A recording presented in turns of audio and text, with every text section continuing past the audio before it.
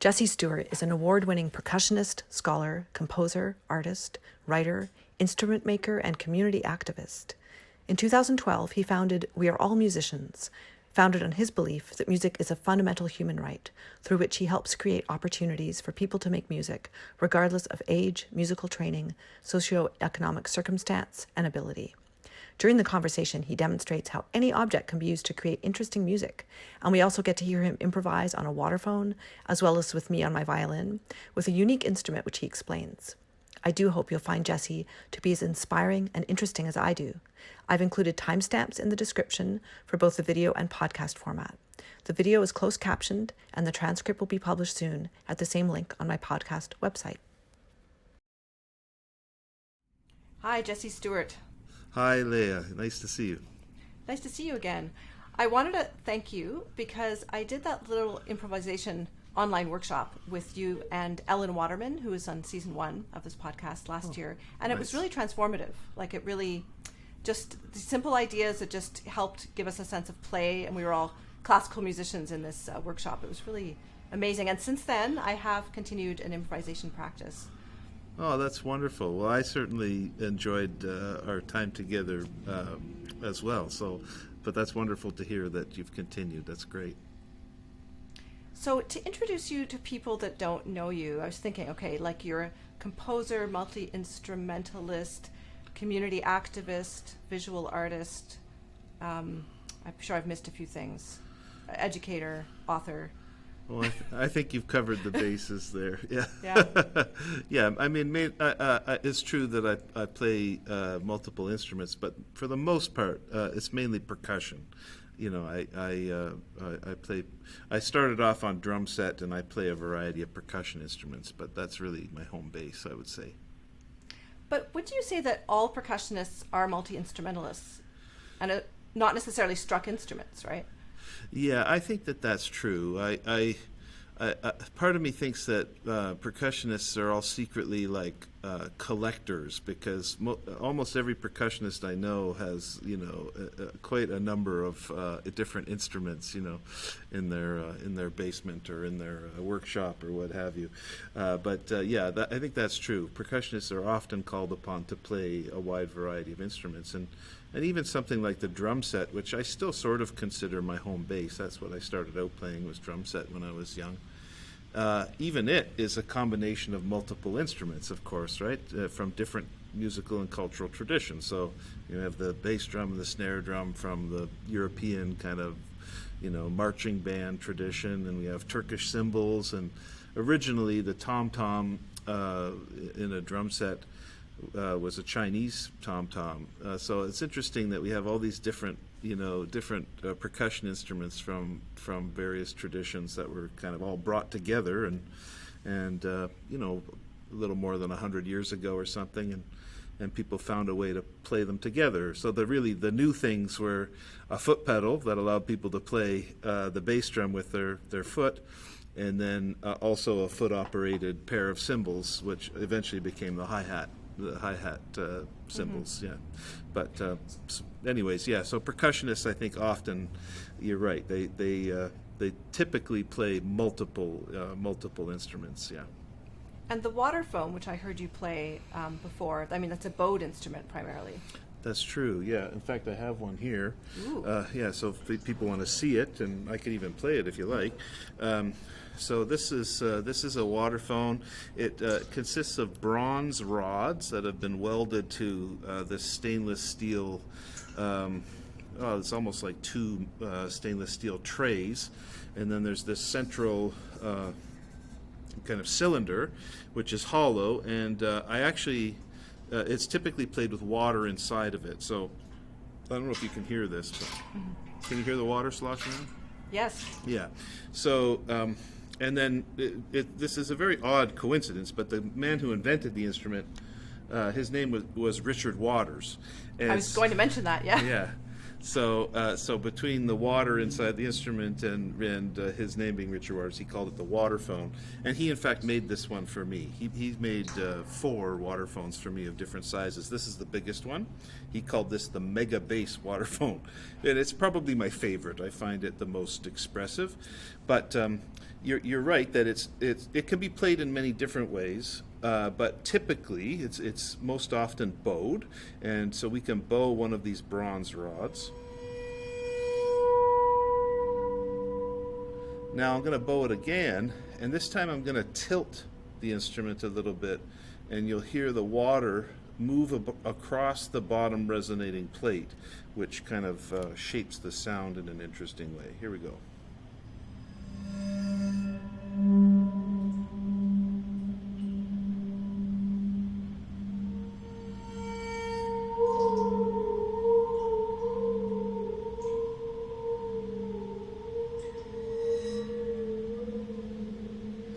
And then often you'll hear this in movie soundtracks.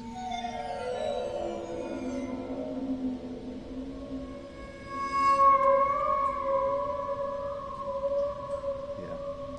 So you get the idea. But of course, I play it in all kinds of ways. Sometimes I'll play it with my hands.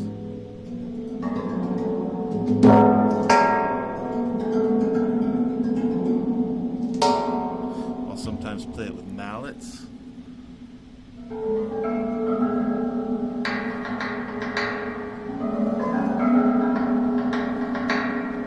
And then sometimes I'll use other kinds of mallets. Like this is Richard Waters actually made this for me. It's just a piece of bamboo that he sort of carved down, so it's quite flexible. And then there's a rubber ball, a super ball on the end. But if you drag that across the bottom resonating plate, or you could play there too, get these sort of whale-like sounds.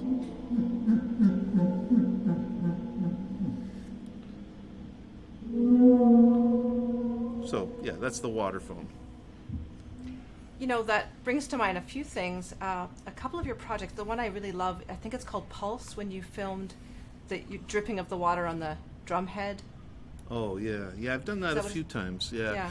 And, so I've done that with just a single drum.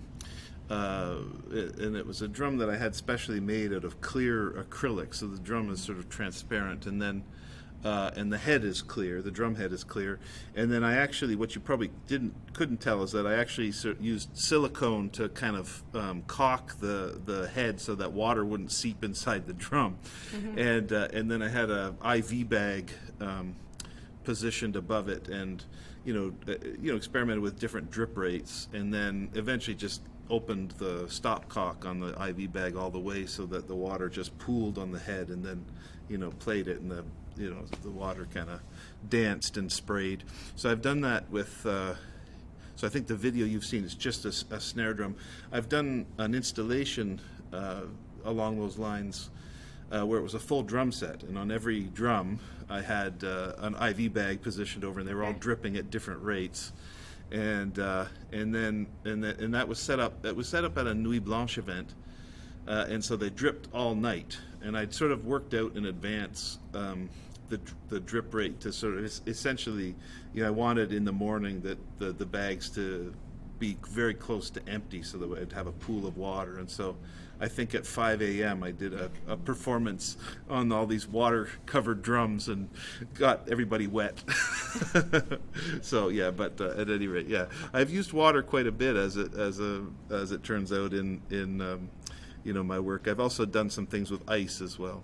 I was going to bring that up as well, but I have to say, like, it's so evocative. I think I've seen 2 videos of you doing, the drip thing. And at first I was like, what is he doing? How's he, making this happen? And then, I think you can see it at a certain point or at the end. But it's very evocative. It's just amazingly powerful, and it joins your interest in. Well, you're a visual artist as well. Would you say that it's at that intersection? Yeah, very much so. So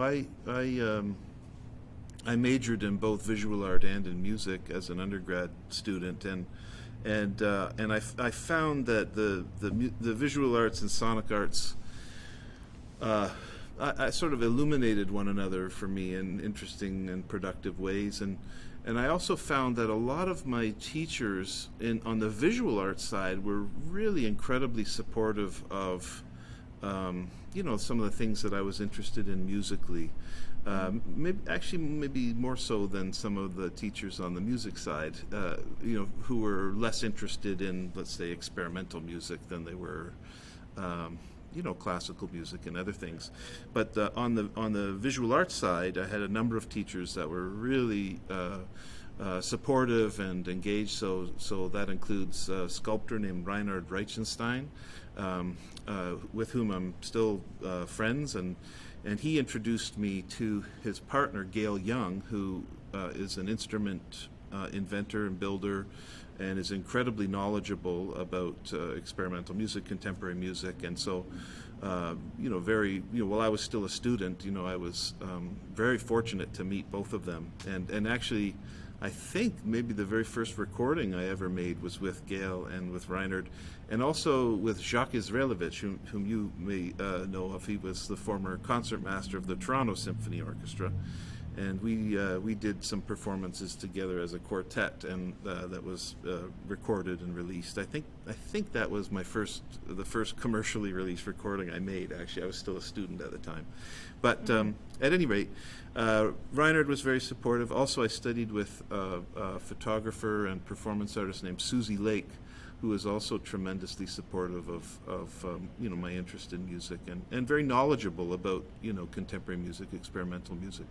So so I found that there was a lot of support there. But certainly, I would say that background, my dual background in music and composition, but then also in visual art. And in visual art, I studied sculpture, but also I got increasingly interested in what many people describe as sound art, but also media-based art and installation art and performance art, actually. So those were those. I think that a piece like the one that you're mentioning, with the water, it's somewhere in between music and performance art. I think I've tried to make a career out of making work that sort of straddles some of those disciplinary boundaries, I guess, or explores the spaces between them. Yeah. And back when you were a teenager and you were really into jazz, you built a vibraphone in order to play a tune by Chick Corea, is that right? Yeah, that's right. Yeah. I did, actually. That was one of the first, I guess it wasn't the first, but one of the first instruments that I built. And that was because at my high school, the music department, their vibraphone was broken. And so I really loved that a duo record that Chick Corea and Gary Burton made called Crystal Silence, and that tune, Crystal Silence, I thought was so beautiful. And I thought, I'd love to learn this on vibes, which I didn't know. I had never played piano or anything, So I thought, how am I going to do this? I don't have access to a vibraphone. So I ended up in my grandfather's wood shop. I made a vibraphone, and actually, I wish I still had it, actually, because I made a dampener pedal out of what was like a TV tray kind of thing. That was the pedal, and I hooked up springs to it, and so that I could dampen the bars. And anyways, it actually worked okay. So I used that, but making the frame out of wood wasn't the best decision, because it didn't hold up very well in the long run. But at any rate, yeah, that was one of the. It wasn't the first instrument I made, but it was more complicated than any other instrument that I had made to that point, and it was a useful experience, even though, as I say, it didn't survive very long. It allowed me to learn that tune and start thinking about pitch and getting a tiny bit of familiarity with mallet percussion, which has never been a major focus for me, But just start thinking melodically. That was useful at that time for me. But also, just realizing, I can build a vibraphone, So that was kind of encouraging as well. And certainly during, as an undergraduate student and then beyond, I made lots of instruments out of all kinds of different things. So those early experiences with instrument building, it was time well spent, I think. I learned from those things. So your project Glacialis, which was the ice like you had it in Ottawa. I think you're commissioned to do it for Winterlude. Yeah. Then you that's brought right. it to Toronto. You had to, Yeah. like, transport. Yeah, so that was a very funny thing how that came about. That would have been, I guess, in 2009. A friend of mine named Rich Marcella, he's now the executive director of the Regent Park School of Music in Toronto. So he does a lot in the area of community music and is just a real he's a real force, a force for good in the world. At that time, Rich did a one-year contract for the NCC in Ottawa. So he relocated to Ottawa for 1 year. And so he invited me to do a bunch of stuff on Canada Day that year. At that time, the NCC is the National Capital Commission, and in Ottawa, Canada's capital. And anyways, at that time, they programmed all of the festivities for Canada Day as well as Winterlude. So anyways, he got me to do some stuff on Canada Day. I used a bunch of recycled materials to make a kind of interactive, I think I called it the Junk Funk Sound Cube or something. So it's all like recycled materials that kids could, play on, and that was a lot of fun. And anyways, at the end of the day, we sat down and I said, congratulations. I mean, this I know this was a lot of work to pull this off. And he said, yeah. I said, thanks. He said, but I've got to start planning for Winterlude like immediately. And I said, I just floated the idea. I said, it'd be kind of cool to have like ice music at Winterlude. And he said, you know what? That sounds great. You're hired. You do it. And that was how that project. I didn't even know if it was possible to make music with ice at that point. I later learned that there are other people who do that. I didn't know about their work yet. There's a fellow. Oh, he's in one of the Scandinavian countries. Terje Eisenset, I think is his name, and I'm not sure. Maybe he may be Norwegian. I'm not sure about that. But I didn't know. I had never heard his work. I didn't know about him. And so I thought, I hope this works out okay, But that was how that came about. And anyway, so I started experimenting with things and developed some marimba type instruments out of ice. But I made some other things. There's a type of drum called an udu drum that's typically made out of clay, and I made one. I made a few out of ice and other things, and wrote music for those things. And then the way it went to Toronto was similarly bizarre. I was playing not in Toronto, but at a festival in London, Ontario, a festival which stopped a long time ago. It was called London, Ontario Live Arts, and they were screening a video work of mine, and I was also playing music there with Michael Snow, actually. Michael Snow, who's a well-known visual artist and filmmaker, and also improvising pianist. And Michael had an exhibition in town, and I really wanted to see it. So I somehow got a ride with somebody I didn't know. And anyways, she was asking me. She says, "So what are you working on these days?" She was sort of asking me, like, "What do you do? What projects are you working on?"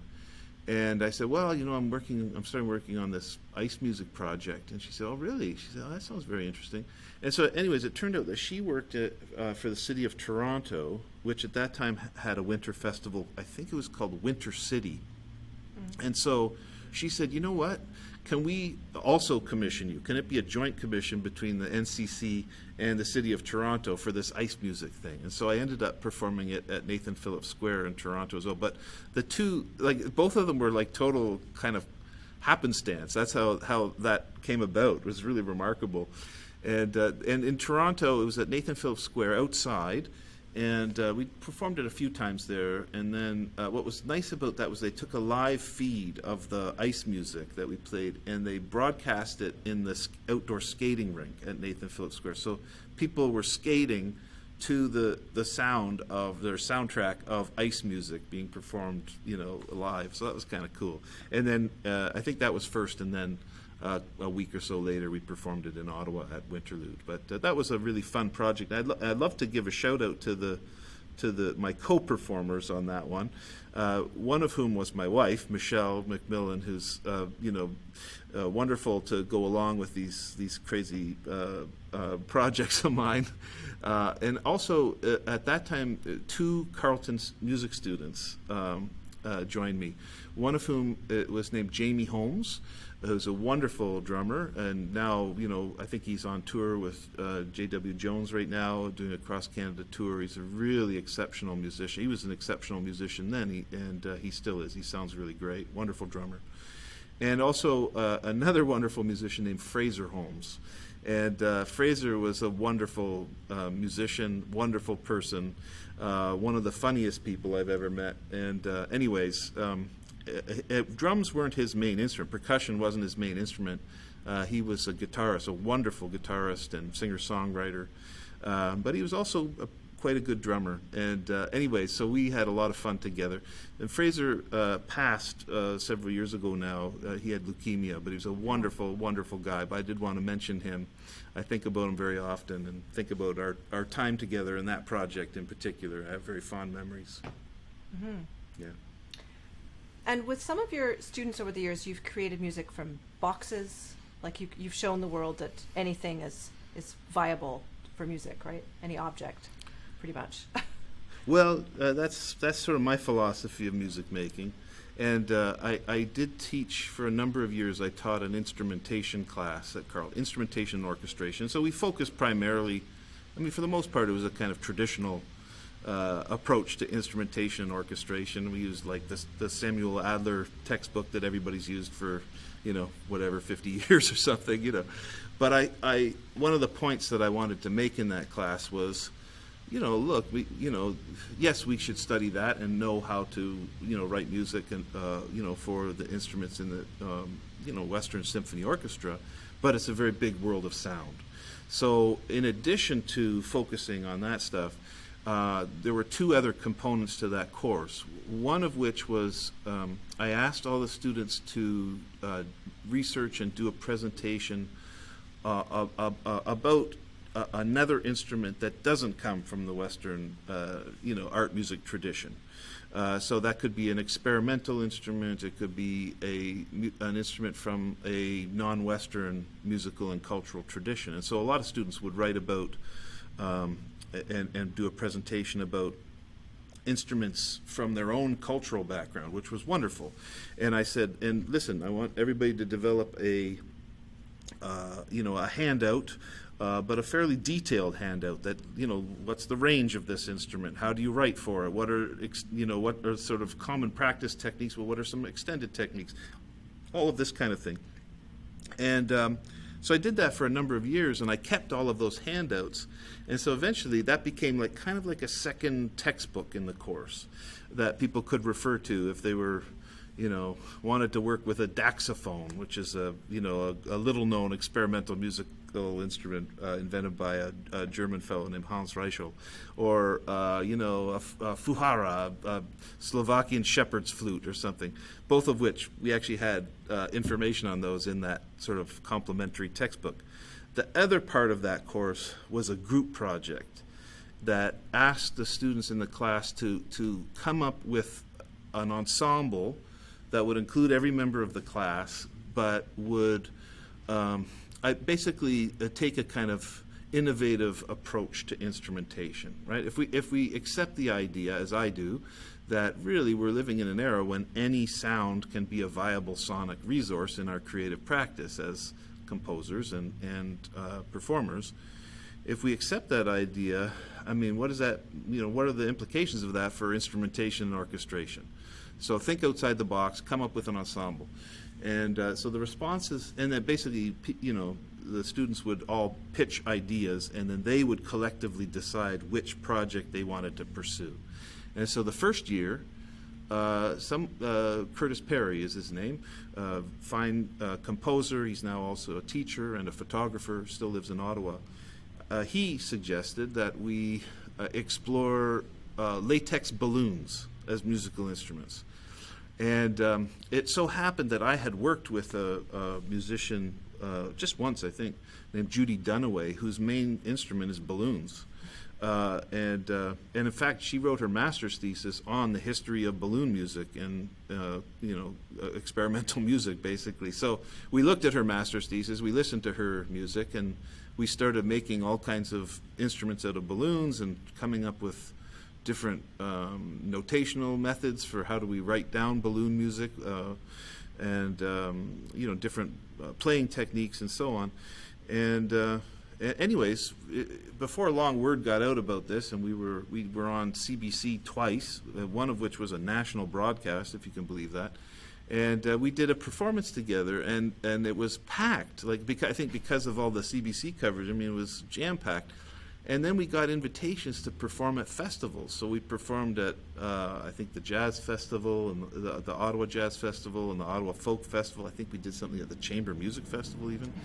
And so it was a really remarkable experience because and it continued long after the semester ended. For another year or something, we still got quite a bit of work, and so we kept developing, new ideas for balloons as musical instruments. And also, some of those students, had never played at a music festival before, so they had that experience. What's that like? Or going on a radio broadcast, doing a live radio broadcast on CBC, that kind of stuff. So it was actually a good learning experience. But so in subsequent years, the students did all kinds of things.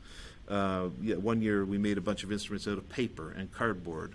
One year the students decided they wanted to explore water. So actually we made a lot of water instruments, or instruments that incorporated water in one capacity or another. So I've did a few things like that with students at Carleton.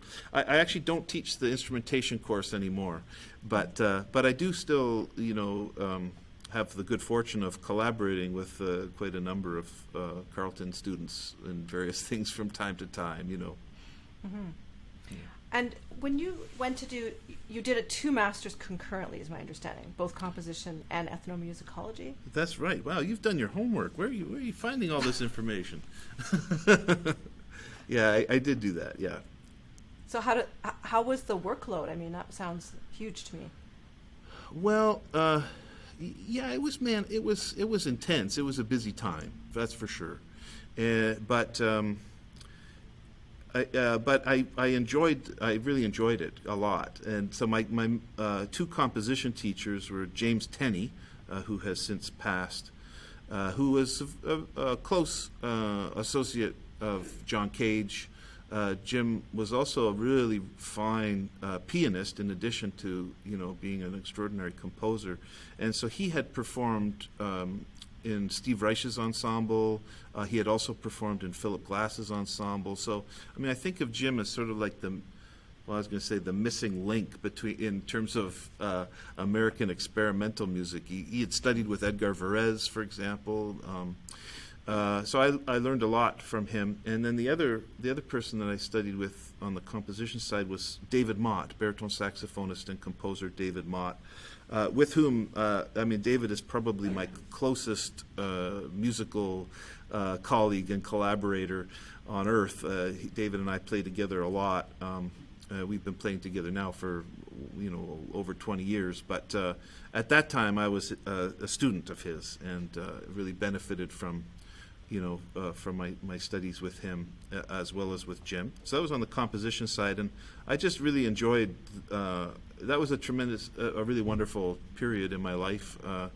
So it was busy, yes, but I was learning a ton and really enjoying that. And then I also enjoyed having, taking musicology classes, ethnomusicology classes as well, and that was time well spent. And my teachers on that side included Beverly Diamond, a very important figure in ethnomusicology, in the history of ethnomusicology in Canada.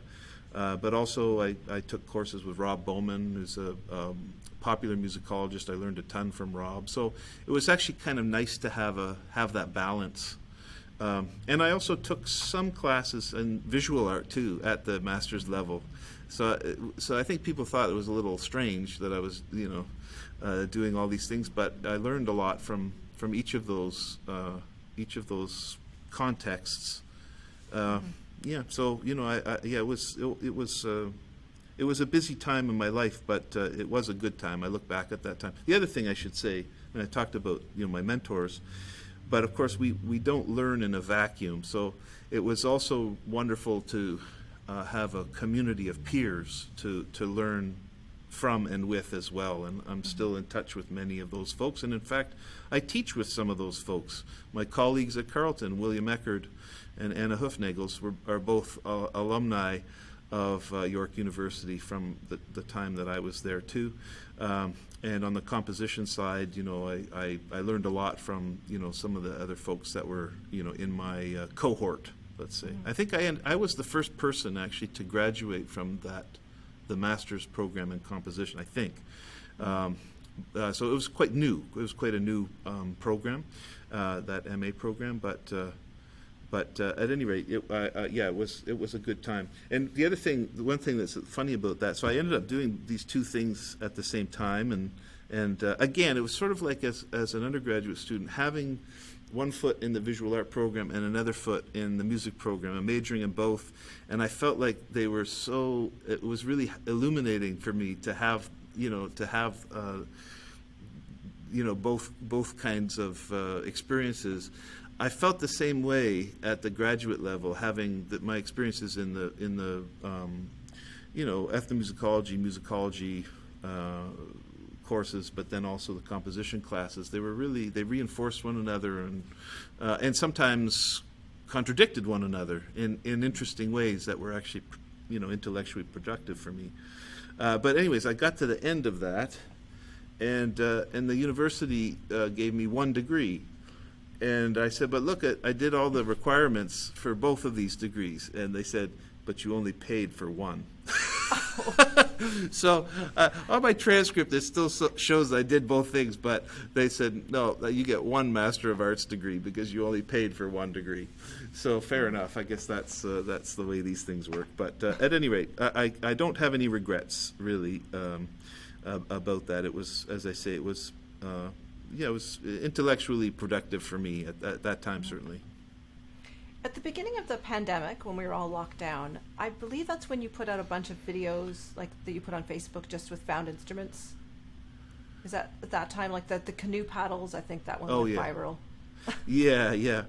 Yeah, so that's true. So like everybody, well, I should back up a little bit. So just prior to the pandemic, I actually had brain surgery. I had goodness. So I had a brain tumor that I found out about late in I guess that was 2019, and so I kind of just got in under the wire just before the pandemic started. I had the 4-hour brain surgery, which was successful, and but I was quite sick for at least 6 months prior to that, and so I had to stop playing music. I couldn't sit up, let alone hold drumsticks or hold an instrument. I got pretty weak there for a while. So my chops were not what they had been. So then I had the surgery, and there's a little bit of a recovery period there, a few weeks. And so my surgery was, I believe, on February 19th in 2020, and so then about 3 weeks, I thought, okay, I'm starting to feel like my old self again. Now I can get out in the world and start doing stuff. And then March, 16th or 17th, something like that, the whole world shut down. And so I thought, oh, okay, well, I guess I'll be stuck at home for a while, for another few weeks. It's been 6 months. What's another few weeks? I was one of those that thought, oh, well, a few weeks, then we'll all go back to, our lives. But so I thought, at the outset of the pandemic, there was so much anxiety, and I thought, man, what can I do? There's not much I can do. And I thought, well, maybe I'll post a little video on Facebook, and also I'll play a different instrument every day. For whatever, a couple weeks until the world returns to normal, naively. Anyways, and also I thought, well, this will be a way for me to kind of get my chops back up, and so on. So anyway, so I started doing that, and then so I did it for I think for 40 days, every day I'd post a different video, a different instrument. So one day I might play waterphone, another day whatever, some other thing. But yeah, then I started thinking, okay, well, I'm kind of running out of instruments here. Maybe I'll start playing found objects, which is something I've done for a long time anyways. And yeah, those videos, people really responded to, actually. So you mentioned, I did one where I had a set of canoe paddles that I played, and so it's essentially a kind of marimba-like instrument, or a xylophone-like instrument with canoe paddles, but they're sonically kind of interesting because I sort of play up and down the shaft of the paddle. So I start out playing at essentially the place where you would hold it, the handle of it, but then I play up and down the length of the shaft, and that creates a pretty interesting kind of timbral shift. And it actually sounds like I've played this in live on a number of occasions too, and every time somebody says, well, so what kind of effects pedal were you running that through? It really sounds like it's electronically processed, and it's just the acoustics of canoe paddles, the way I was playing them. So anyways, that one, you're right, that particular video, and then a few other ones got was shared quite several thousand times, and was viewed quite widely. But yeah, but the other thing that was nice about that was I heard from parents and also teachers, because music teachers were like, what on earth how are we gonna teach?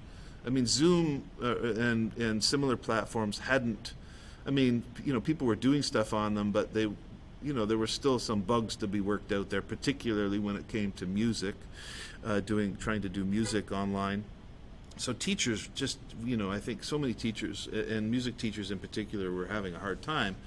But they really responded to those videos in particular, and would, so I heard from teachers all over the world who said, oh, that's great, I've started doing some found object getting kids to do found object improvisations in their own home, using whatever they have, in their own home, going on almost like a kind of scavenger hunt, and trying to find things that they can make sound with, make music with. So that was kind of nice too. And so through that, I actually heard from, as I say, many parents and teachers all over the world. In some cases, they actually sent me videos of their students or their kids playing found objects, which was really lovely to see. So that ended up being a nice experience. So I did I think 40 of those videos, and then I thought, okay, I can't keep doing this every day. So then I did them weekly for a while, and now it's more sporadic. Yeah, I still post videos from time to time, but I've also gotten busier in the 2 years since. So now, yeah, if I post a video a month of something, that's about par for the course these days. Mm-hmm.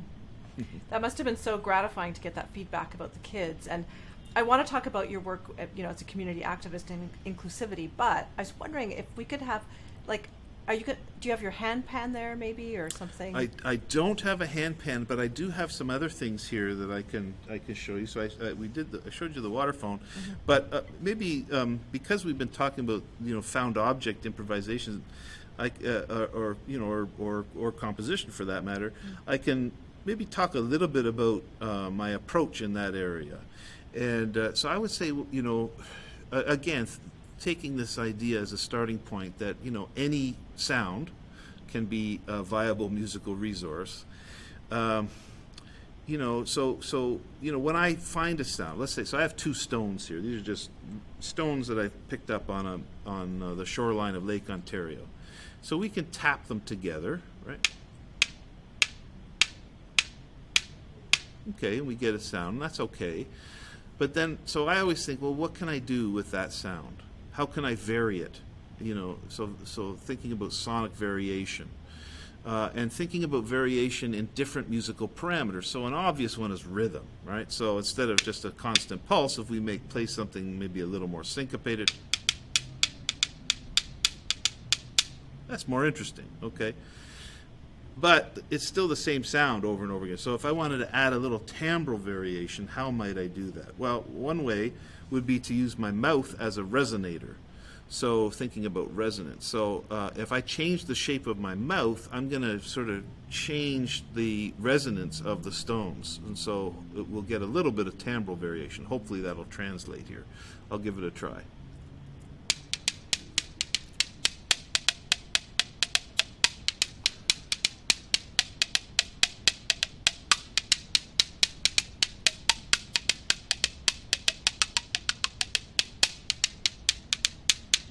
Right, you get the idea. So this Yeah. is that's sort of my approach. That's really just kind of fueled by curiosity and just it's a process of experimentation and trying to find different sounds. I brought a steel mixing bowl. I took from our our kitchen. And there's lots of sounds. I actually use these all the time. I mean, if I just strike it, if I hold it like this, it has a nice kind of bell-like tone, so that's kind of nice. Well, and here I have, this is just a piece of steel electrical conduit. So if I, can you hear that? It's very quiet.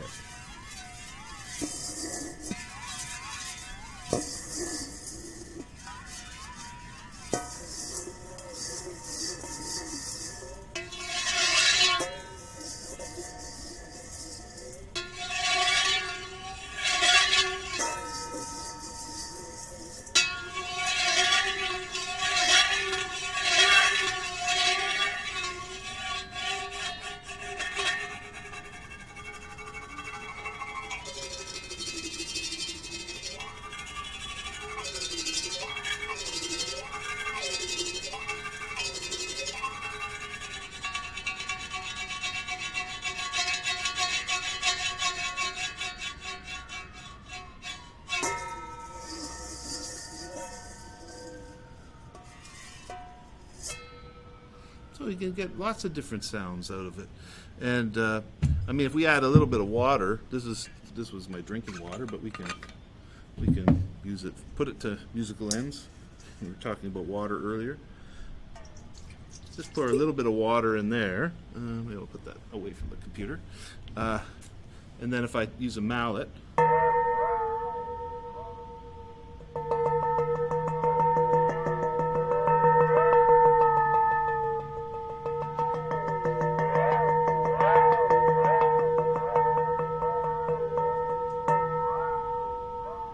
not unlike the water phone earlier, you know.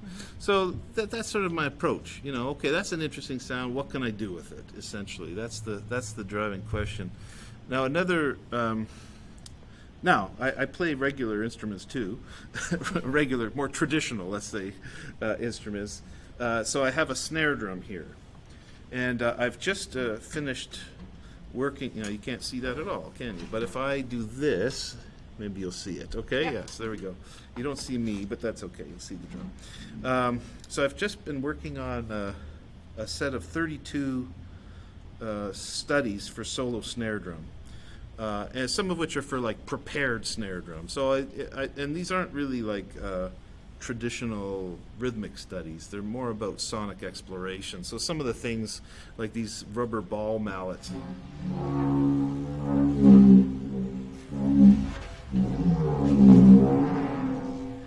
You know, we can get all kinds of different sounds. This is a smaller rubber ball here. Or,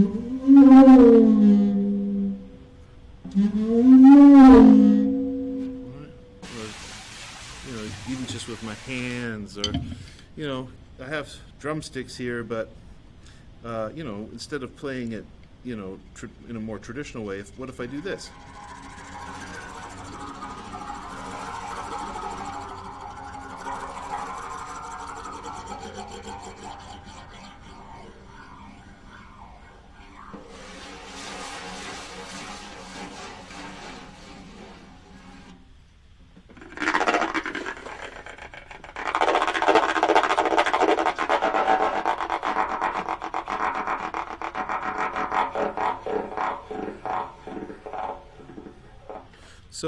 So anyway, so I've been working on these 32 studies, which experiment, try to get as many different types of sounds out of the snare drum as possible. But if sometimes I'll combine different things. So the snare drum with found objects. So I just put 2 shoelaces across the snare drum, and I have some wrenches here. This was a lovely discovery, a recent one at that. So I'll show you what I do with these. Okay, so if I put the shoelaces on the snare drum and then I put these metal, just regular metal wrenches on there, the drum basically kind of amplifies and acts as a resonator for the sound of the wrenches. So I'll play them and you can hear.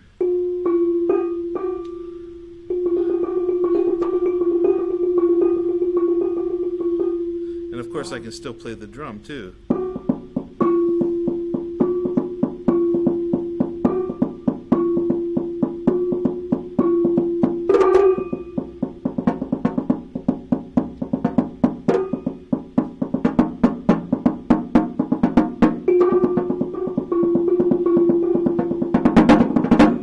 You get the idea.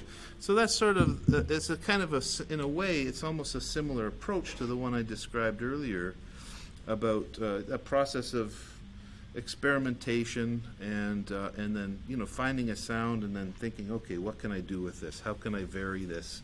How can I work with this and hopefully sustain interest in this, sound world that I'm working with here. So that's sort of, in a nutshell, is kind of like, my approach to these sorts of things. Wow, I love that. And actually the wrenches was really magical. That was very, very cool, the combination. Oh, good, I'm glad. So you've been involved in a lot of outreach in different formats for more accessibility in the community.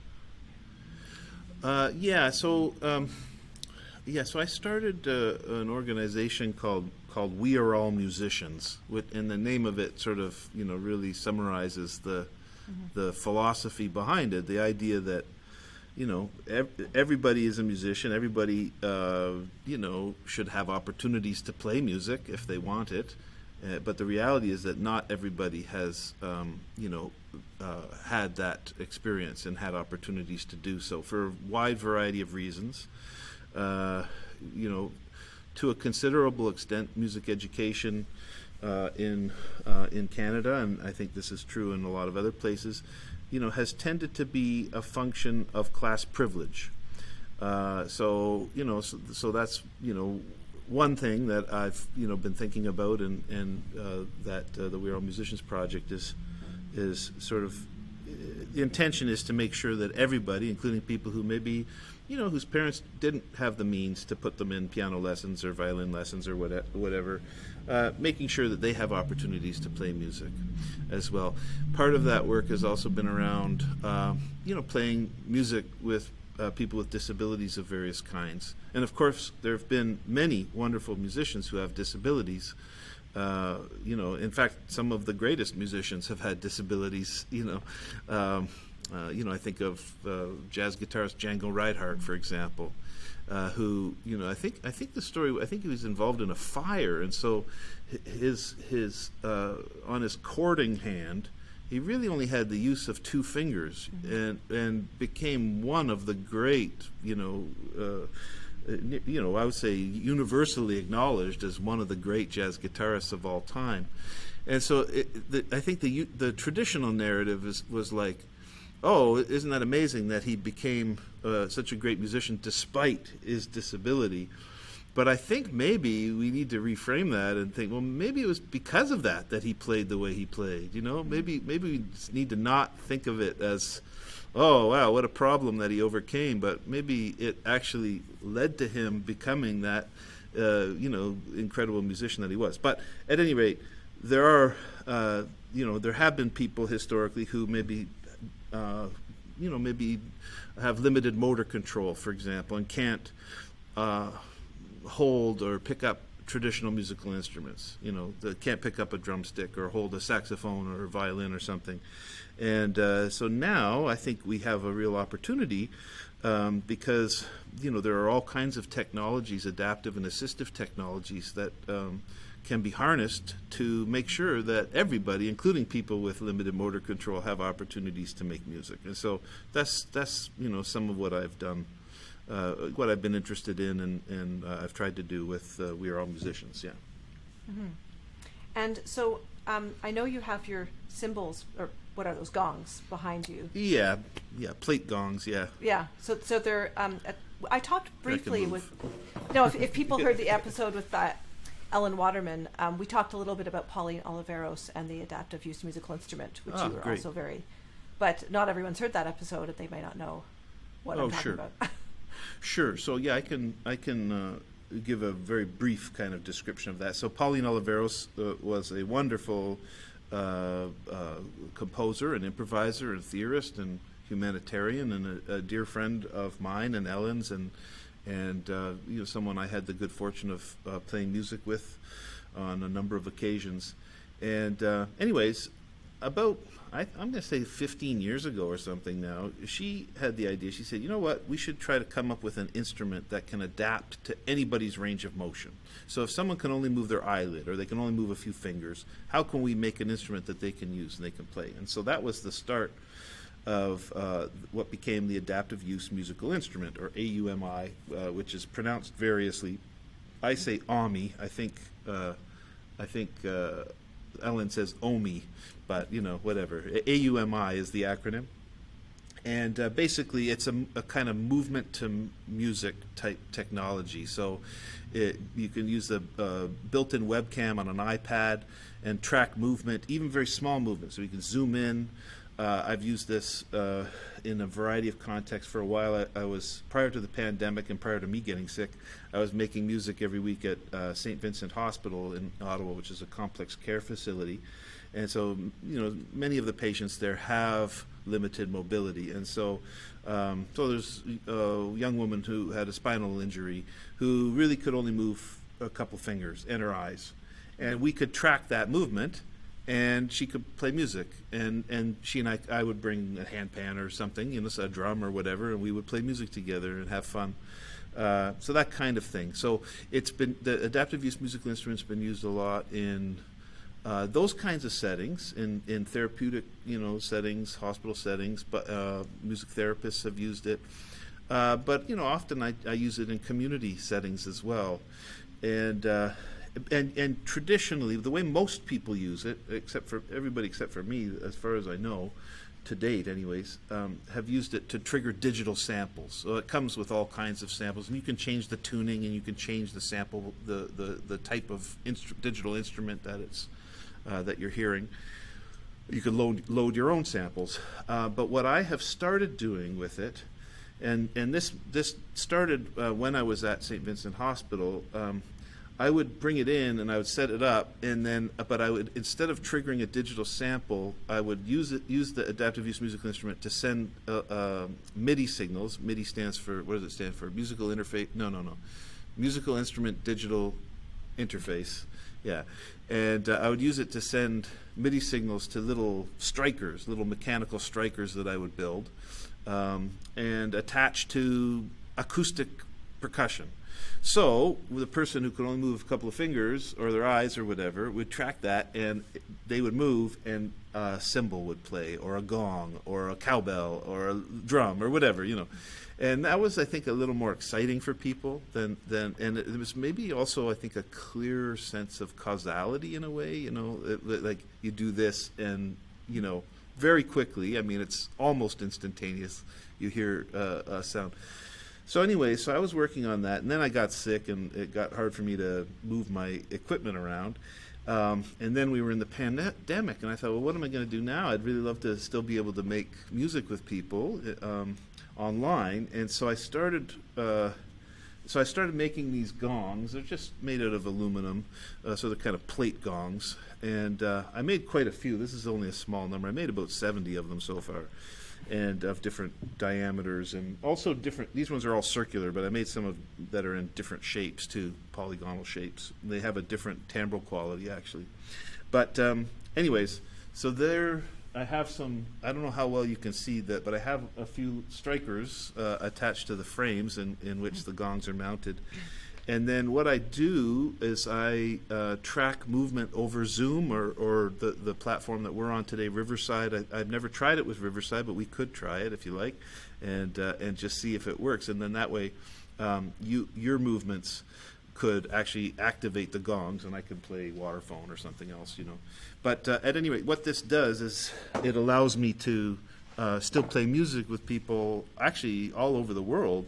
In next week, I think, or maybe in 2 weeks' time, I'll be playing music with some people in Malta, and it's through an organization there called Opening Doors, that helps people with intellectual disabilities, and so we're going to have a jam session through Zoom in a couple of weeks. But I've used this with people all over the place, so that's been kind of nice actually, to be able to do that. And so sometimes the people I'm playing music with have instruments. So for example, if you wanted to break out your fiddle, we could do something together, but they don't have to. So all they need to do is move. And if somebody, maybe they have limited mobility, if they can, position their hand very close to the webcam on their phone or whatever they're using, they can actually play the gongs, and then I can play other things. So that's sort of how that's been working. Do you want to give it a try, or? Sure, Jesse. I'm happy to get out my fiddle, but it might be interesting to if I can just try with my fingers. Yeah. For sure.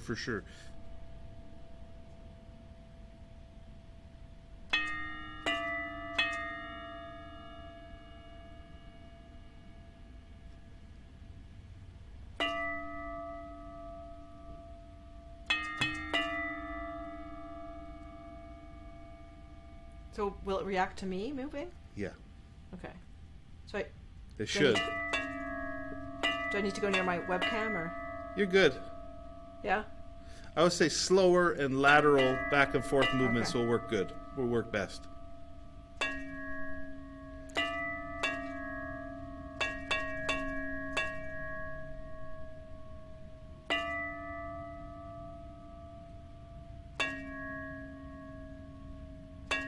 So if I play my violin, that will be a type of movement it will be reacting to. Exactly. And then what are you going to play? Because some people are listening to the podcast and they won't see everything that's going on. I'll play the waterphone. Okay. And I'll back up so people can see the gongs a bit better, maybe.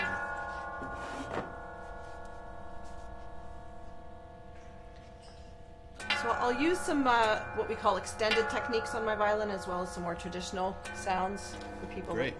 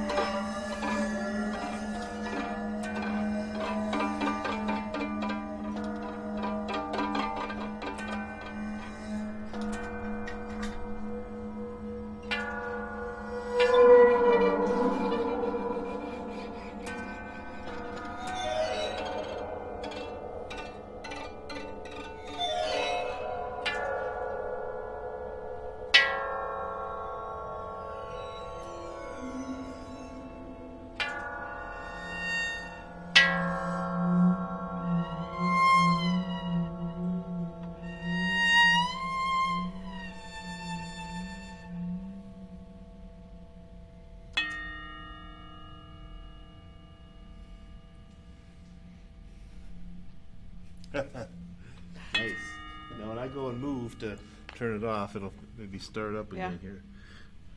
Oh, actually, no, okay. Oh. Nice playing with you again. Yeah, it was fun. Yeah, lovely.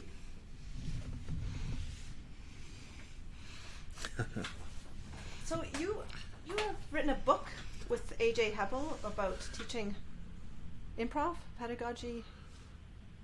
Yes. Well, so we have we finished the manuscript, and it's with the publisher currently, and it's just gone out for peer, or it's about to go out for peer review. So the world of academic publishing is notoriously slow, but yes, that's in the works. Yeah, and the book is really about, it's about the tentative title is Jamming the Classroom, but it's really a book about the pedagogy of improvisation, teaching and learning improvisation. Yeah. And not just music improvisation, but we focus primarily on music, yeah. But that's a good point, though. That when we talk about improvisation, everybody improvises every day. You know, we're all improvisers. We're focusing primarily on music, yeah, in the context of that book.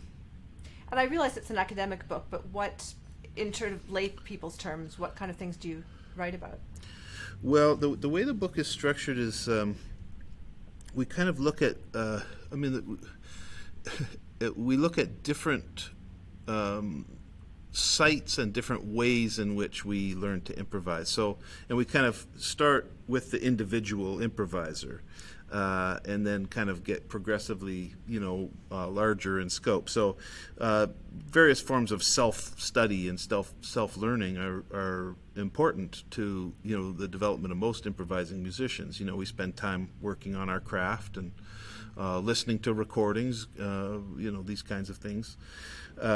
So we talk about, self-study, self-learning, but we also talk. Then the next chapter kind of looks at various forms of mentorship and also co-learning, broadly construed, because at some level we learn really from every other musician we ever make music with. I learned from what we just did with the gongs, so we're always learning from one another every time we enter into a musical conversation. So that's the next chapter kind of focuses on that mentorship, but then also various forms of learning from and with one another.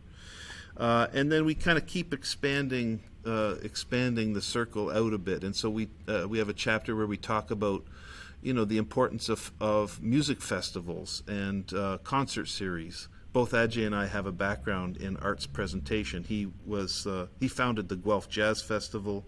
More recently, during the pandemic, actually, he founded an online music festival called IF, which stands for Improvisation Festival, and which has had 2 iterations thus far.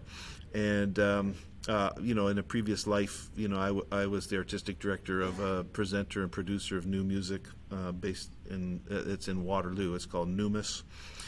So we talk about arts presentation, going to festivals, as an opportunity to learn and grow as musicians, and then we just talk about learning in community environments as well. So some of the things that we talked about earlier in some of the community music work that I do through We Are All Musicians, we have a chapter that kind of talks about that learning in community, learning with and from community. So that's sort of the structure of the book. Mm-hmm. And he, what's his background? What kind of stuff does he do, Ajay? Well, so Ajay, he's an English professor, actually, at the University of Guelph, in the School of English and Theatre Studies at the University of Guelph. He was also my PhD advisor.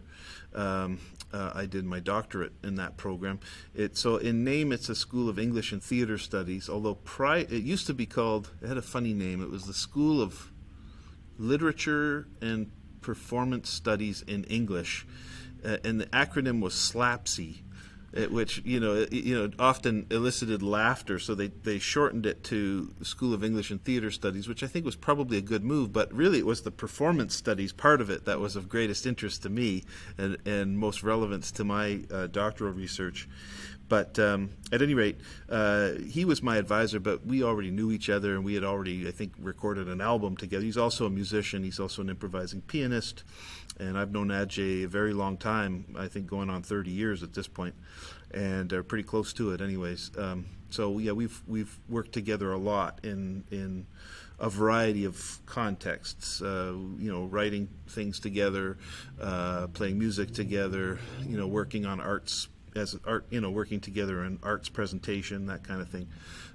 But yeah, his background, or at least his academic appointment his primary appointment is in English and Theater Studies, but he was involved in actually recently starting what I believe is one of, if not the first, graduate program in improvisation studies. So they started a master's program and a PhD program at the University of Guelph in improvisation studies, and it was Ajay and a number of other people, Daniel Fishlin also, a number of other people are involved there. But he's one of these people whose interests and expertise spans multiple disciplines and fields, and certainly, Ajay started international institute called the International Institute for Critical Studies in Improvisation. That's sort of housed at the University of Guelph, but with research affiliates all over the place, including myself, including Ellen Waterman, people in other institutions as well. So in a way, I think Ajay and some of these other people, including Ellen, Daniel Fishlin, and many others, have in a way kind of laid the groundwork for the field of improvisation studies, which didn't really exist 20 years ago, 25 years ago. It's really a fairly recent thing, and I feel as though they have contributed very significantly to, as I say, kind of laying the groundwork for that interdisciplinary field of study. Mm-hmm.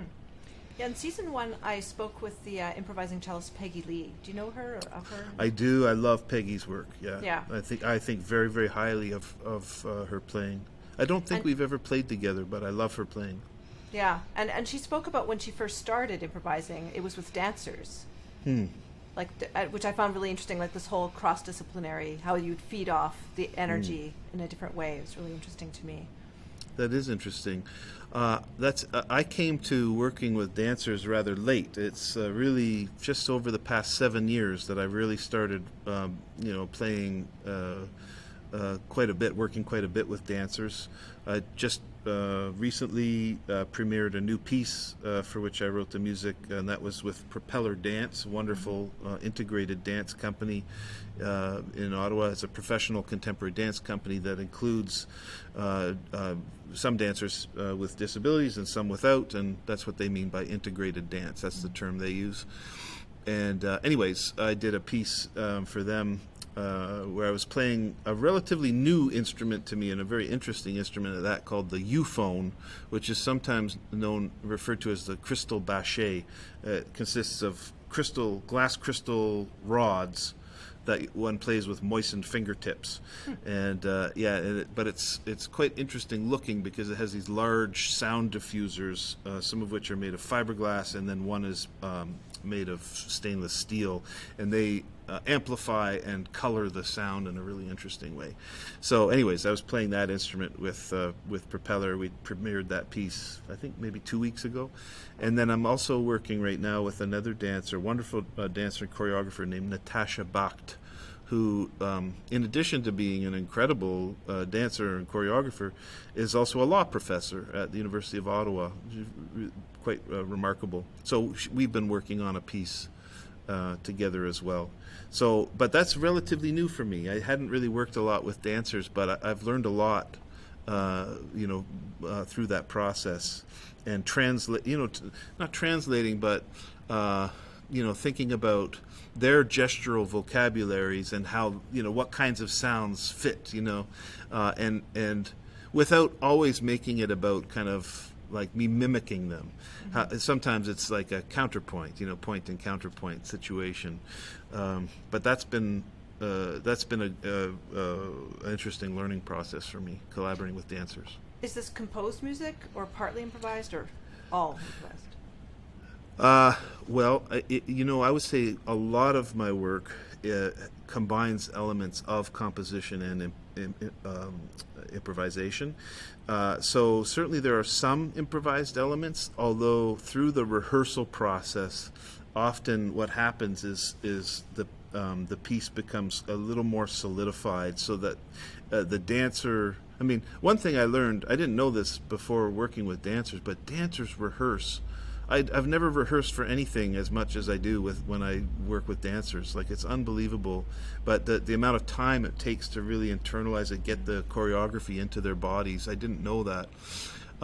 And as a result, I think what starts out maybe a little bit more improvisatory often becomes less so through the rehearsal process, so that they can kind of count on musical landmarks that are going to line up in a somewhat predictable way with the choreography.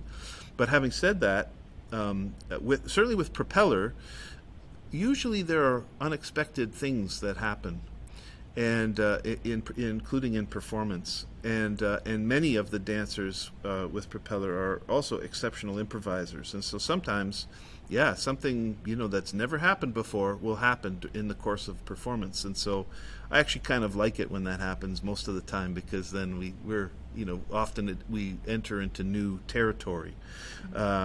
So I would say yes is the short answer to your question. It includes both. Is it improvised or is it composed? Yes, it's both of those things, and draws on elements of both.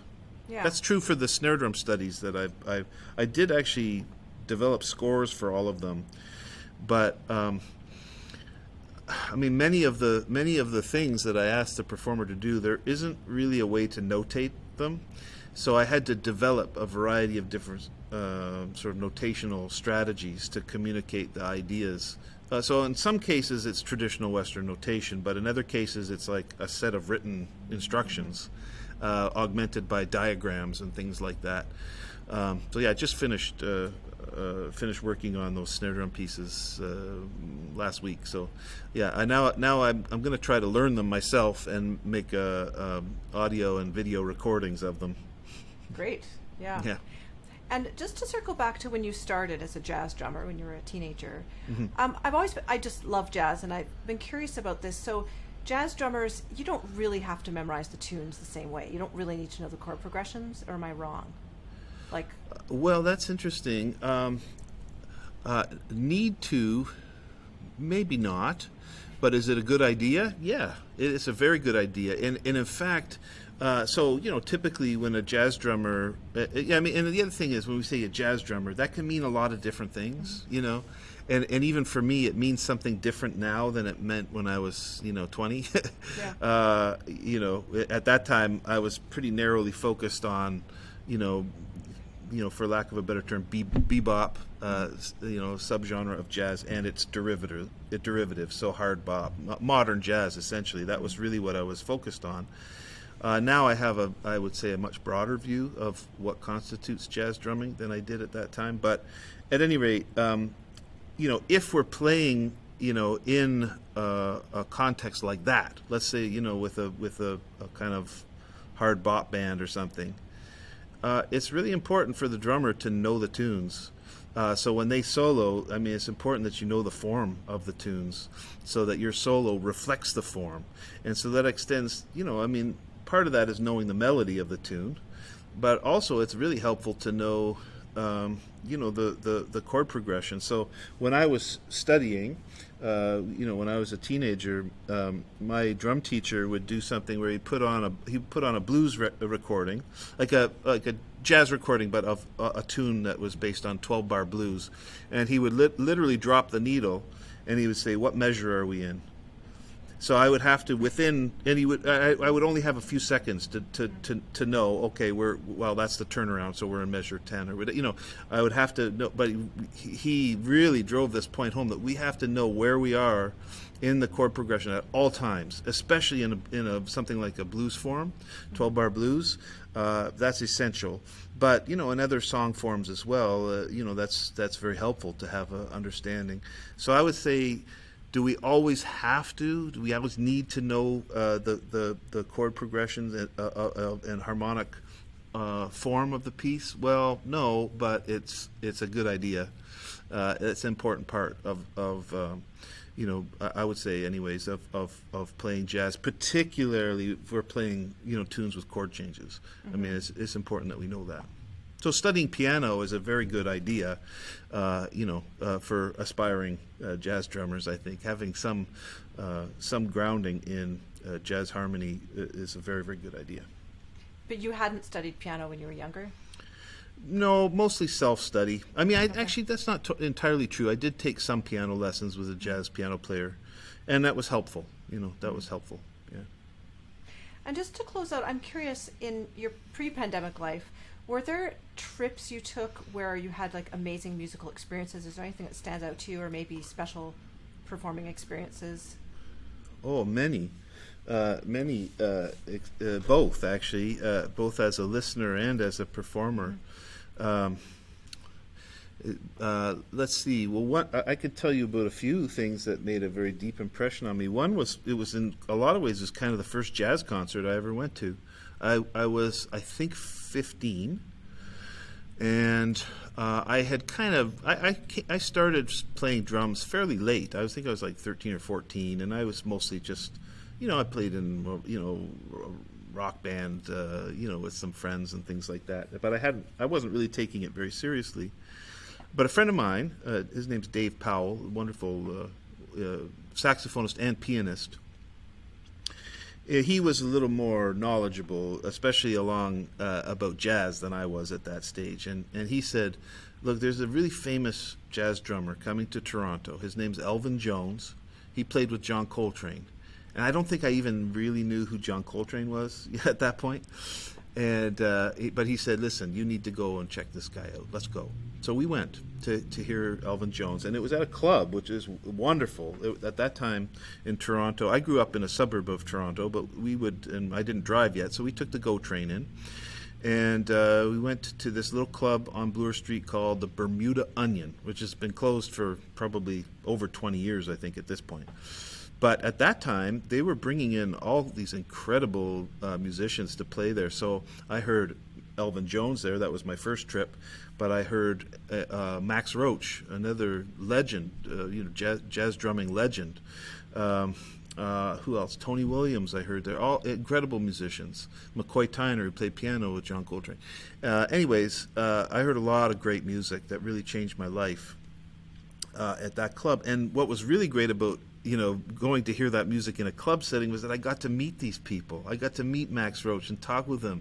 I got to meet Elvin Jones, and who was incredibly nice to me, and to my friend Dave, very, very sweet. And so even before the music started, Elvin came over to us and was talking to us, and I didn't really know who he was, but I thought, wow, this guy is so nice, and then the music started, and that was I've had many profound experiences, but that was perhaps the one that left the deepest impact on me, was hearing Elvin Jones play drums for the first time.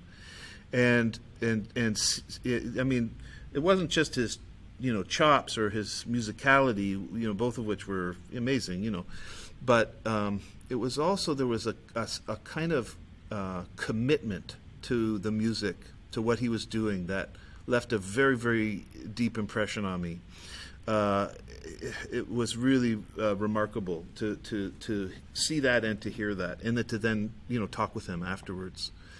And so that was one experience that left a very deep impression. And so I left that concert and I thought, okay, this is what I thought. I thought, okay, either I need to get my act together and really focus and give this my all and really try to learn music, or I'm never playing again. There was no middle ground there. It was either one or the other for me. I thought either that's what I learned from that. Elvin Jones put everything of himself into every single note that he played, and it was profoundly moving to me, and I just thought, that's what music asks of us. We we have to give it our all, and that doesn't mean that we're going to play like Elvin Jones, but we have to put all of ourselves into what we do, or else maybe music, we'll focus on art or whatever, something else.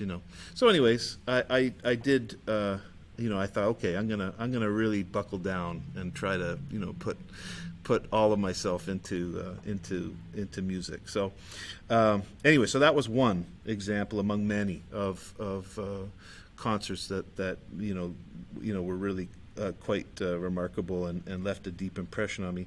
Now in terms of ones where I've been playing, I have many memorable experiences. I've had many memorable playing experiences. I play in a trio with a guitarist named Kevin Bright, who's an amazing guitarist, and a cellist named Matt Brubeck. And we have a lot of fun together. And so I have very, very fond memories of playing with those guys, pre-pandemic. A lot of very wonderful experiences. And what I remember most is the music, but also, hanging out before and after and just laughing and telling stories and having fun. And I find we just laugh a lot when we're together, which is wonderful. And then the other person that comes to mind is David Mott. I mentioned David was one of my mentors, and I've played with David, many times in many different contexts. I mean, we've played as a duo. We have multiple trios together, one with New York bassist named William Parker, wonderful bassist and multi-instrumentalist William Parker. That group is called the Sonoluminescence Trio, and we've had some wonderful experiences together.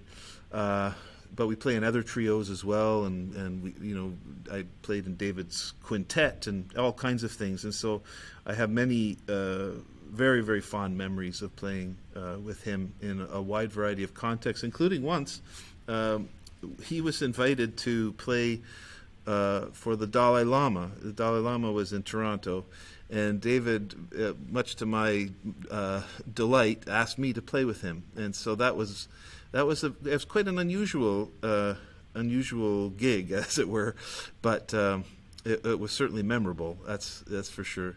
We were on stage, and we played right before His Holiness came on stage, yeah? And so there was a large... It was the opening of the Tibetan Canadian Cultural Centre in Toronto. And I can't quite remember what year that was, probably maybe 2010, 2009, 2010, something like that. And anyhow, there was a large sculpture of Buddha behind us, and there were Tibetan monks seated in lotus position on the stage, but like every square inch of the stage had was occupied. So we had a very limited amount of space.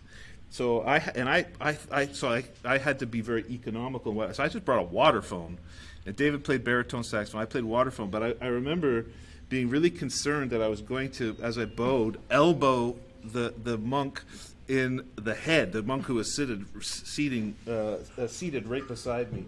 So that was quite memorable as well. But certainly I've had lots of memorable experiences with Stretch Orchestra, with Kevin and Matt, and also with David. But that's one that came to mind as particularly memorable. Yeah, well, such a wonderful life in music already, and I'm sure many more great things to come. Oh, well, that's kind of you. Thank you, Leah, and thank you for the invitation to speak with you today. I really appreciate it. Yeah, super interesting. Thanks, Jesse. My pleasure. Yeah, thanks so much. If you enjoyed this episode with Jesse, you will probably be interested in my conversations with cellist improviser Peggy Lee and Ellen Waterman, a scholar who is an improvising flute player and vocalist.